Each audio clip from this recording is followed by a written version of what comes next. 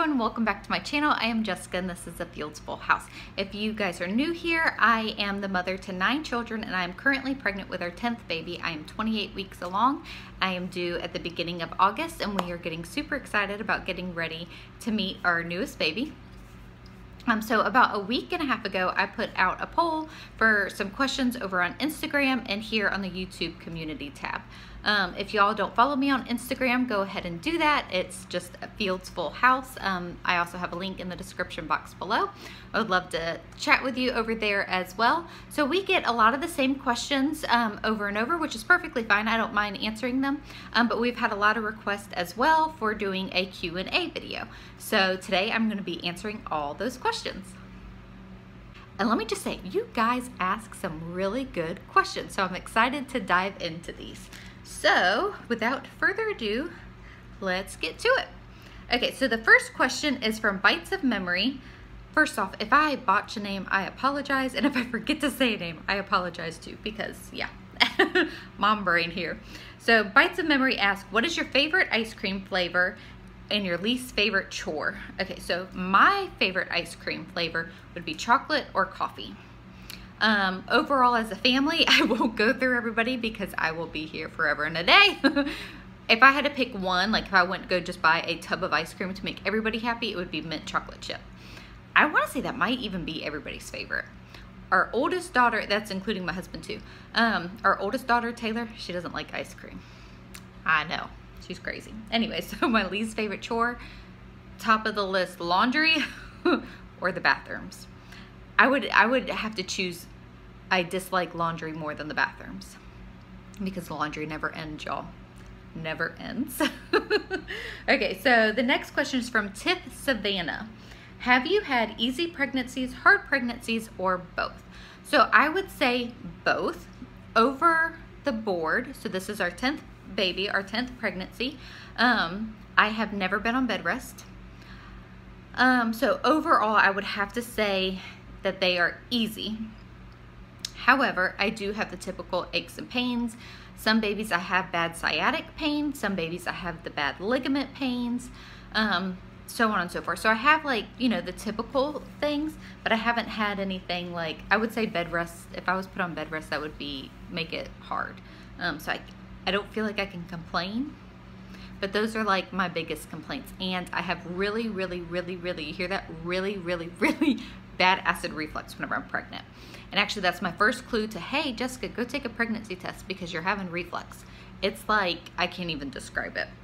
It's really bad. Did y'all get that? Okay, so overall, I would say a mixture of both as far as hard and easy. It's getting, I don't know, Drew's pregnancy was easy and Harper's was hard. Those are our last 2 babies. And this one is kind of on the harder side. So I think it just depends on the baby. Okay, so the next question is from Homeschool Mama 2016. What curriculum will you be using next year in your homeschool? So I don't know yet. I say I don't know yet. I'm pretty sure that we'll be sticking with the Good and the Beautiful for language arts. We use that for pretty much everybody. And our oldest children, we use teaching textbooks for math. I'm pretty sure that will stay the same as well. The younger kids for math, I use Abeka. I really do like Abeka for the younger guys. All the other subjects, and actually we have our first high school student. I don't know. I haven't gotten there yet. I need to plan that.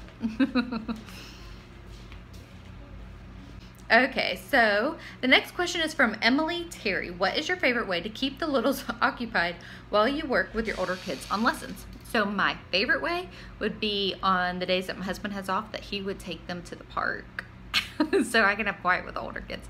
Or we flip-flop. Nathan could stay home and do lessons and I would be with the little kids someplace. But that, I think I can count like 2 times or 3 times maybe that has happened.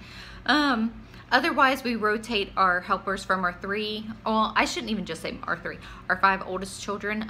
Miley being the youngest of those is 8, and she is perfectly capable of playing with Drew, who is almost 14 months old, and keeping him occupied for, you know, little short bits of time. So I would say that would be my favorite way. And that's, I mean, that's pretty much what we do. but it's not like picture perfect, and it still is very hard. Very hard. Now to just like answer a little bit better, whenever I did not have big kid helpers, I would have activities set up for the little kids, like that they could just get into. They made a huge mess. I did a lot of sensory bins and things like that. I have not been doing those as much for the younger kids now because they're a huge mess. Every once in a while we pull them out, but before they were like always out and they could get into them pretty much anytime that they wanted to, and that's probably why I don't do that anymore. But it did help keep those kids occupied while I worked with the kids that were schooling at that time. Like Taylor was in, like first grade. That's our oldest daughter. So just if that helps anybody, make a mess, let them make a mess. Why not, right? Okay, Lindsay Post asked, was Drew formula or breastfed? If formula, what brand do you suggest? So Drew actually was majority formula fed. I did nurse him at the very, very beginning, but it just wasn't going very well. I actually have a good mixture of formula fed, breastfed, and both. So I can go into that. That's like a whole nother video. But the formula that I bought for him was Walmart brand. Yes, Walmart brand. I have learned over the years, because, like earlier kids, we would buy name brand, and pretty much the ingredients are about the same. I had even talked to a doctor about it, and they very much said, like, if you line, and even still, so like if I lined up all my kids right now and you just looked at them, you could not point at them and say who was breastfed, who was formula fed, and who was store brand formula fed. Okay, they are all healthy, they have all been supplied for, and I think that's something that we need to focus on, is that fed is best and what is best for each baby. Not necessarily just because I did something with one kid, is that going to work with the next kid? Does that make sense? Or the next baby? Okay, so Hannah Wake asks, what are the best presumptions about the family and individuals that I have heard or read about? The best presumptions, that's kind of a hard question. I don't really know. Like, as far as like Nathan and I, a lot of people assume and say that we have all the patience in the world. Now, we don't. I think when you see someone who has a large family, and I do this too whenever I see other moms who have a large family, or see that they let their kids, let's say, finger paint or whatever. Oh man, the messes just must not, bother her or whatever. Overall, I mean, we try very hard, and each day is new day. God gives us new mercies every morning, but we are not perfect parents. We are not perfect individuals. We are not a perfect family, and we don't always have patience for the messes or the noise or, the chaos, but we try our best. And when things aren't working, we try to reevaluate and move on, and start over. Does that make sense? And start fresh. So I would say that that would be the biggest presumption that people say about Nathan and I. I don't really want to go into each individual child, because that is their personal life and story. You know what I mean? Ellis R. asked, would you tell about the unit studies that you have done? So I have shared in several homeschooling videos that we have done unit studies over the years, and we really enjoy them. So I use Pinterest a lot. So I actually will sit down and ask my kids, what do you want to learn about? And they will, a lot of times it's animals. So whatever animal that they want to learn about, we just go to the library and get, books on that animal. I will look up National Geographic type documentaries and those things. And then for like the little guys, I can even add in like some living books that has a bear in it, just because we're learning about bears or whatever. And I'll print off coloring sheets for the little kids so that they're like included. And then I will have like the older kids, write a paragraph or a sentence about whatever they learned, or what does a bear eat, or, like so on and so forth. So I kind of make up like stuff like that a lot. There are a lot of good paid unit studies that you can purchase as well. Again, through Pinterest or teachers, paid teachers, and I kind of like piece together things. As far as like that's what I do the most. As far as what I have purchased, this past year was the first time that I purchased the Good and the Beautiful unit studies for space, and we have really enjoyed it. And they actually have, I don't know if it's still free or not, they had marine biology on there for free, and I had printed that off as well. We may be doing that over the summer because I have it and it's free.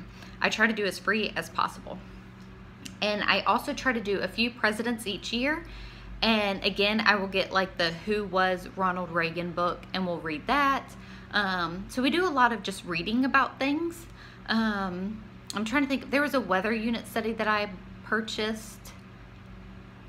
I know I pieced together the animal unit studies. And American history is kind of the same way. Like I piece it together and kind of follow the leading of the kids. So they were super interested in like colonial times. So I try to like buy books as I see them whenever I'm at, used book sales and stuff. That would be good to have on hand whenever we start talking about something. But at the beginning of every year, I typically ask the kids, and we try to come up with 4 things to learn about and dive into. Does that make sense? So I can't like pinpoint you to a straight reference, except for looking on Pinterest, The Good and the Beautiful, and I think those are the 2 off the top of my head. Now, there are several amazing homeschool moms here on YouTube that talk about Gather Round Homeschool.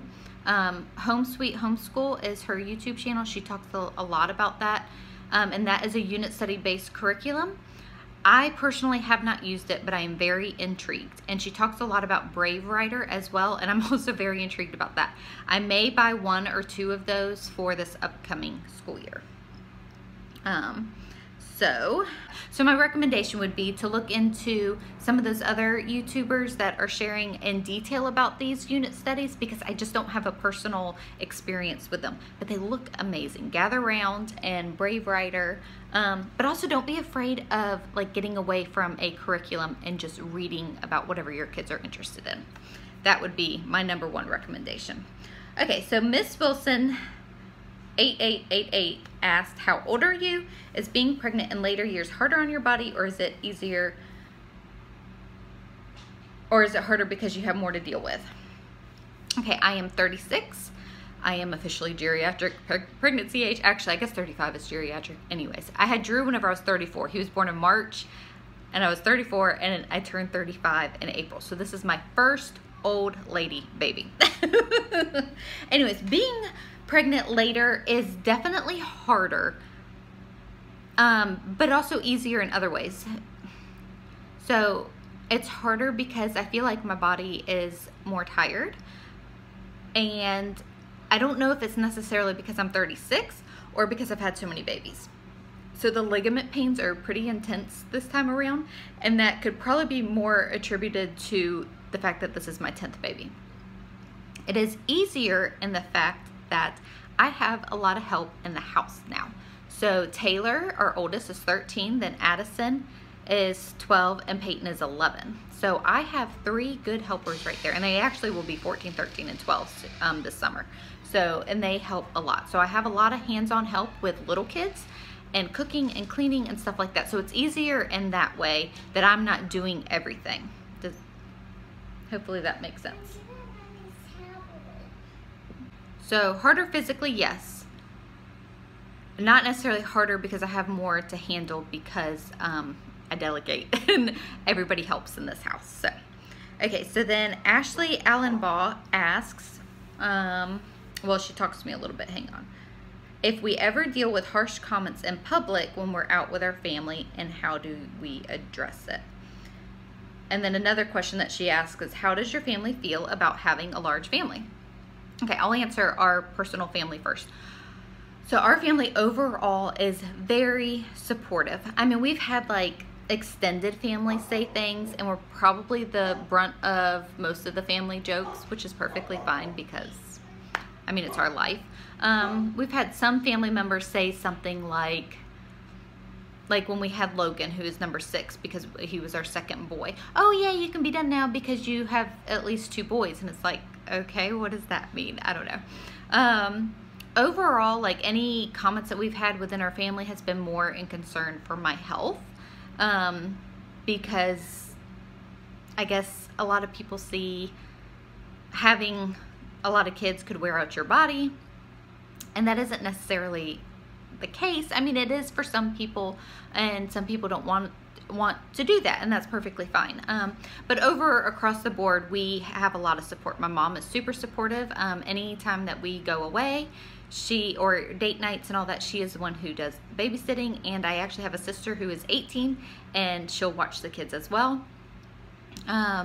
And then Nathan's side of the family, actually his stepmom is one of 12 kids. So we are still semi-small scale compared to that. But honestly, up front, we knew that we wanted to have a large family, and we always talked about it. And most people thought that, because we said that we wanted to have more than 3 kids, most people thought that once we got to 3 or 4 that, okay, we'd stop, but we kept going, obviously. And people were like, oh, you were serious? And we were like, yes. And so I think we made it known up front, so that's why we don't get as much negative comments there. I don't know. Plus, we've reached crazy town now. Like, I think once you have 6 or more kids, you're crazy town, and people stop questioning you. Like, so. Harsh comments in public. We have had a few, very, very few. I mean, we have a lot of the, hey, do you know what causes that? And my neighbor across the street, anytime I'm outside with the kids, he'll say, you tired yet? Or, you want a vacation yet? And I'm like, I'm good, thanks. Like, I'm just trying to spend time with my kids, and this neighbor's yelling at me about, am I tired yet? Yes, I'm tired. Are you tired? Like, I don't know. It's just weird. But that isn't necessarily rude or harsh. The biggest rude or harsh thing that we had, I was actually only pregnant with our 5th. So I had 4 kids, granted they were 4 and under, and I had a big pregnant belly, come up to me and say, his grandson had just went off to college, and it was going to cost $50 grand a year for him to be in this school along with room and board. How are you going to afford all those kids going to college? And he like looked around, and I said, it's called get a job. I mean, my kids are going to get a job. Like, that's how they're going to pay for it. And I don't even feel bad about that. So I try to just avoid it. Like, you can tell, like, when some people are going to start saying something, and I'll just go to the next aisle in the store or the next direction, or I brush it off or say something that they can't, like, reply back to and say, yes, God has really blessed our family, and just keep on walking. Like, don't feed into it would be my suggestion, because people are crazy.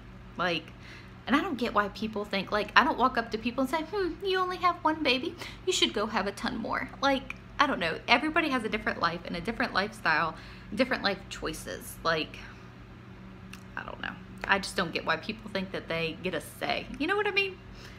Oh, people are crazy. Okay, so Summer Wilson says, how do you keep all the kids under control and not like fighting or crying all the time? They fight and they cry a lot. Like, I think it's just normal, especially when you have a lot of little kids under a certain age. It's not easy. It's hard. It does get to me. That would be one of the presumptions, that people think that the loudness doesn't bother me. It actually does. We work on it.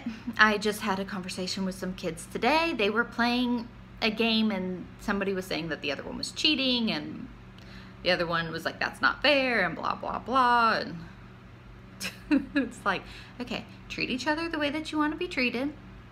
Be nice. Use kind words. Move on. Otherwise, go do something else. Like, okay.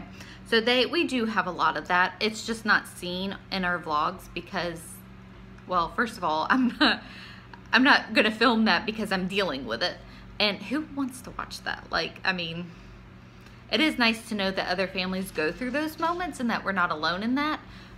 But it's also, I don't want to put, like, my kids' dirty laundry out there. You know what I mean? Like, if they have a bad day, because we all have bad days. I don't want my bad days out there.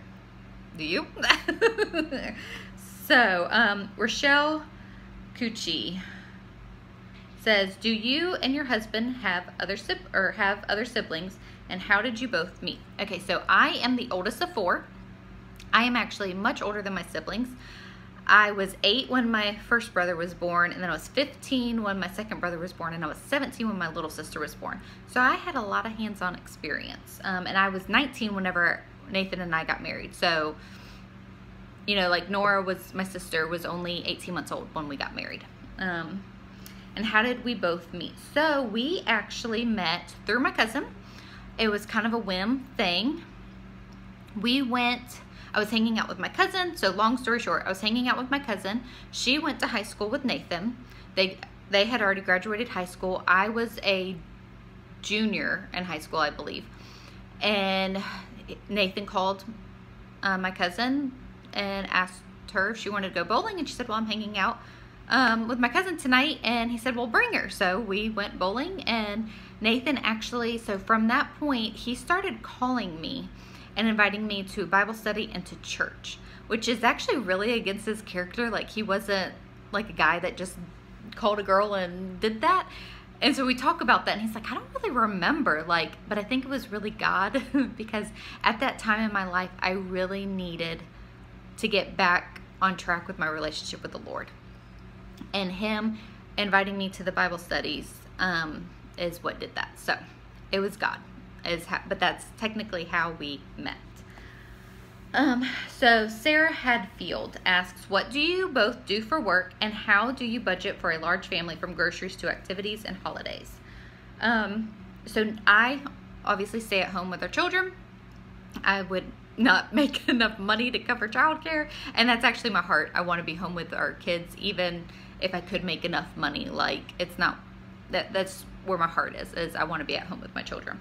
Nathan is a technician for a telecommunications company, and he has actually worked there for this summer. It'll be 17 years. Yes. So we are blessed that he has a pretty good job. I mean, it's not perfect. I don't think any job is perfect, but he provides well. So how do you budget for a large family? So, and for groceries and stuff. So really, I am not a budget guru. Nathan gets paid, I pay our bills, I look and see what we have left. Okay, we typically spend the same amount each month for groceries. We just don't spend excessively in other areas. We try to do everything as inexpensively as possible, and that means from, we have certain splurges that we do naturally, but we just try to, stay within our means and not go overboard. And yeah, I think having kids is seen as expensive, but it's not. It's lifestyles. Lifestyles are expensive, not children. Kids are as expensive as you make them. If you dress them in head to toe and name brand new clothes because that's important to you, which that's perfectly fine, but you're going to pay a pretty penny for that. I don't do that because that's not an important thing to me. We buy used when we can. That is getting a little bit harder for my older girls. So we shop at stores like Ross and Marshalls and TJ Maxx, and we try to, like I said, be as inexpensive as possible. And if that doesn't work, then we will go and get, whatever they need. But again, we do have splurge items, so I don't want to sound like we don't. So we just stay within our means the best that we can. Okay, so Cassie Godfrey asks, how did you and your husband meet, and how was your wedding? Well, I just told y'all how we met. And actually, to extend from that story a little bit, he was calling me again to invite me to this Bible study in church, and I think he started calling me the end of October, but I didn't actually go until December, the end of December. And we really just honestly clicked. It was just kind of one of those, that's it. And we hung out for a good month, which went totally against my character. I was a little boy crazy. I was 16. And we hung out. We went to the movies, and the first event that he did, he actually brought over a movie, She's All That, and stuff to make smoothies. And we hung out at my house, and that's what we did. And then the second time we went to a movie, and we talked all the way through the movie, that we had to go back and see it again. And like I said, we just kind of clicked, and we hung out for a good month, and then he officially had asked me to start dating, and the rest was history. We've been together ever since. So our wedding was a pretty traditional wedding. Again, I was 19 when we got married. So I graduated in May of 2002, and we got married in May of 2003. And we don't come from wealthy families. We very much had a tiny budget for our wedding, and we just did the best that we could. and I'm happy with how it turned out. But we did have a wedding. We, had the bridesmaids and groomsmen, and we had a reception. It was in the church gymnasium, so that wasn't exactly what I wanted, but we also, again, were staying within our means. So Joanna Soares asked, was baby number 10 planned? Okay, so we don't prevent, obviously.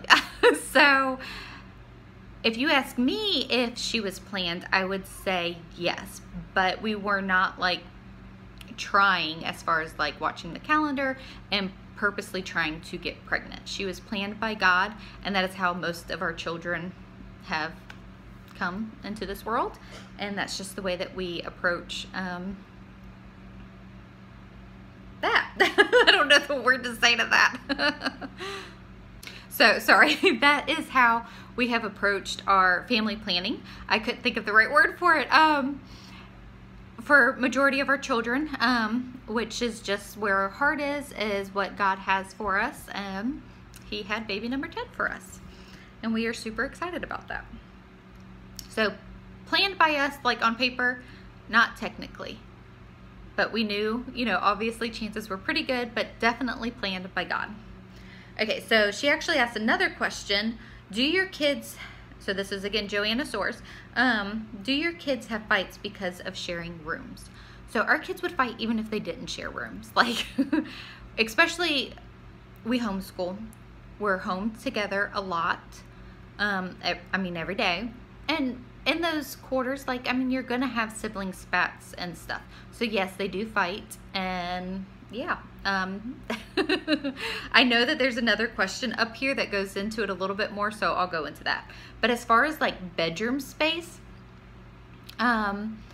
we have kids who are more naturally clean and organized, and we have kids who are not. And that would be, so if that's what you're meaning, is like fighting over like who the bedroom's too messy or whatever. So this actually happened with our two oldest daughters when they only shared a room with each other. One is more naturally clean and organized and wanted everything picked up, and one is not and keeps everything. And I just told them both, you both have to respect each other. The room can't be perfectly tidy and neat and clean, because that isn't how our organized chaos child is, wants her room either. So y'all have to meet in the middle. So this child does need to clean up after herself, but this child also needs to chill out, if that makes sense. I'm saying that a lot, I'm sorry. Okay.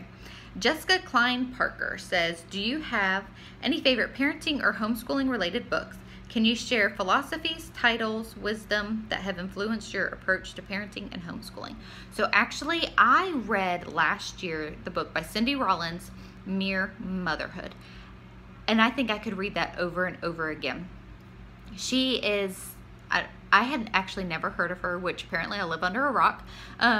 She was a mother to 9 children as well, and this book was just amazing. She has blog posts out there. Again, I had never heard of her, and I really don't know why, but it really, really blessed me so much. So read that book. And that actually rocked my world for homeschooling as well as being a mother.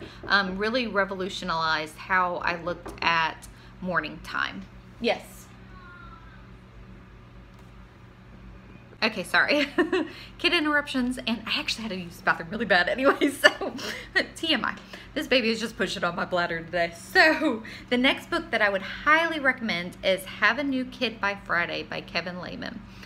And it was really, really good. It's almost like a really good reference book to go back and say you're dealing with a certain thing with a child that you can go and reference and look back, and he kind of tells you what to do. And a lot of it is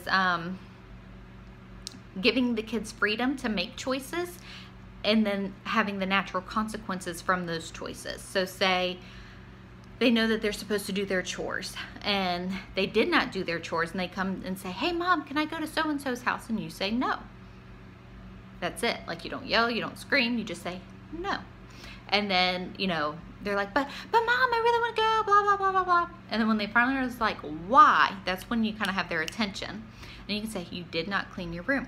Oh, I'll clean my room, da, da, da. And they go and do it and say, well, that's great, but tomorrow's a new day. So you start over tomorrow. You have to stick, that's the hardest part with it, is sticking to what you had said. So a lot of it is that, and that actually works really, really good. Just saying. Okay, so Shelly82MM asks, how do you deal or handle sibling quarrels? So that's where I said I knew that this question was coming, because I actually answered her in this because my heart just went out to her. So that is actually honestly the thing that I have the least amount of patience for. Okay, lots of interruptions here. Anyway, so that is the thing that I have the least amount of patience for, is the sibling fights and spats. It is so hard. So we do a number of different things. The biggest thing that we do is, so say child A hits child B because they were mad because they took their book or whatever. Okay, first of all, we have like a 0 tolerance for hitting, kicking, name calling, those types of things. We have them do that child's chores. So if this child was upset because they took their book or whatever, they should have asked them nicely, is what we tell them first. You ask them nicely first, hey, can I have my book back, please? And if they do not listen or respond, then come and get mom and dad, so that they're not coming and getting us for every flipping little thing, okay? I mean, they still do, but you know, we're trying to manage it. So they would do that child's chores. Whoever the offender was does that child's chores for the day. And usually that kicks it in the bud pretty quick. Now, we have done different things over the years, from writing sentences, I will be kind to my sister, you know, so on and so forth. We have sat them down and say, especially if they're both like arguing back and forth, you know, whatever.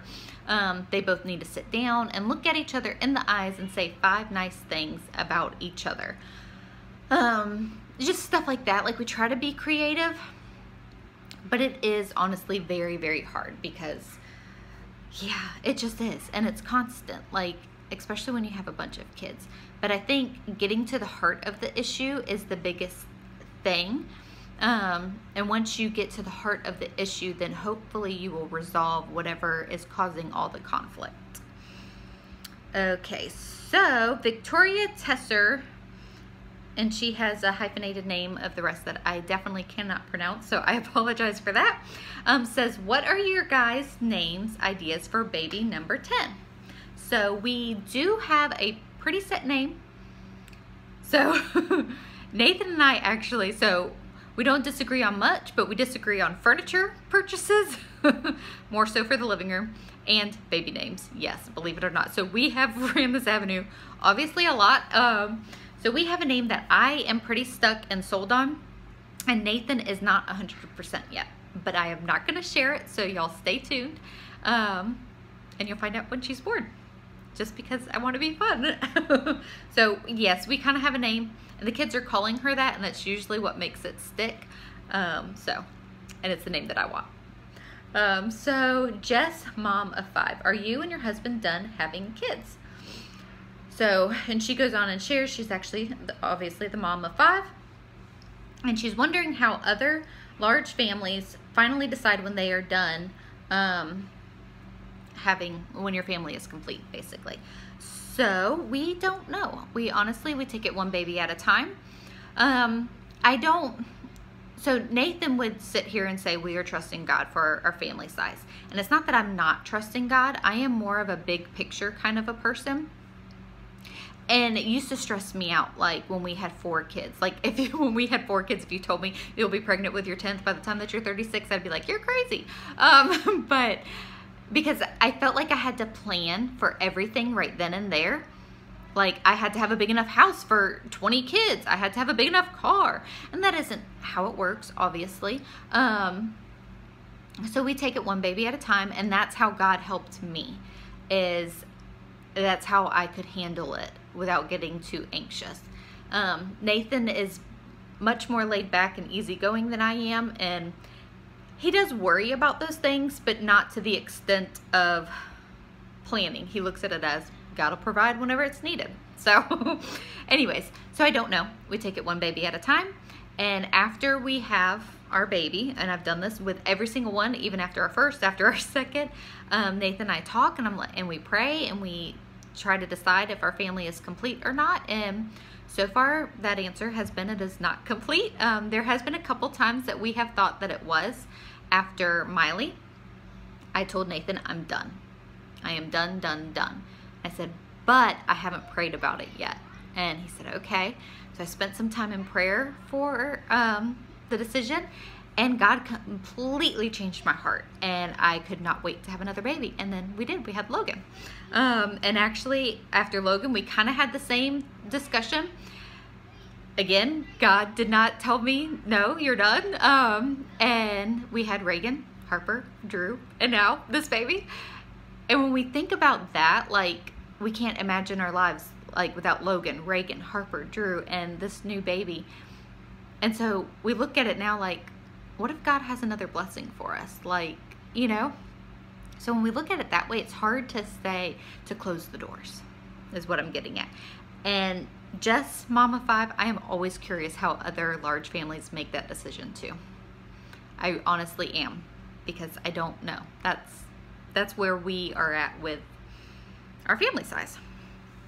Okay, so Marina Rosa asks, can you go through your family's birthdays and zodiac signs throughout the year? Okay, I don't do the zodiac signs or horoscope, so I don't really know much about them, and so I'm not going to answer that.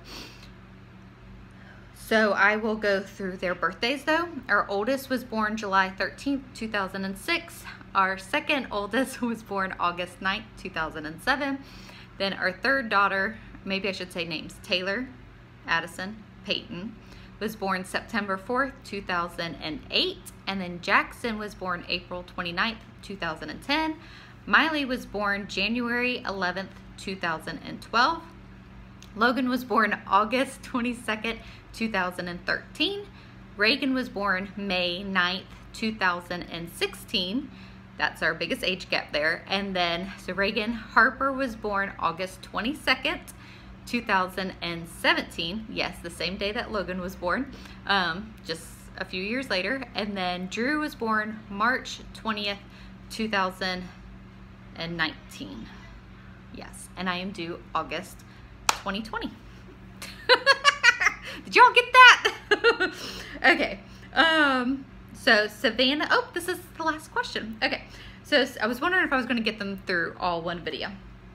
Savannah Laughlin, I'm so sorry, asked, will you have more kids after this? And I actually already answered that. We take it one baby at a time, because that's all that we can do. We don't know what the future holds. So we are working and preparing on our 10th baby, and we are super excited about that, and I don't know what the future holds, so we will see. I would love it if we had another baby, but I'm also at the place to where I know that God's way is best, and if this is our last baby, like, I don't think that we will know it's our last baby when it's our last baby. Does that make sense? So anyways, thank you all so much for all of your support and kind words and questions. I so appreciate it. If y'all have any more questions, I'm sure that we will do another video like this in the near future. I hope that you all have a blessed day, and we'll see you in the next video. Thanks.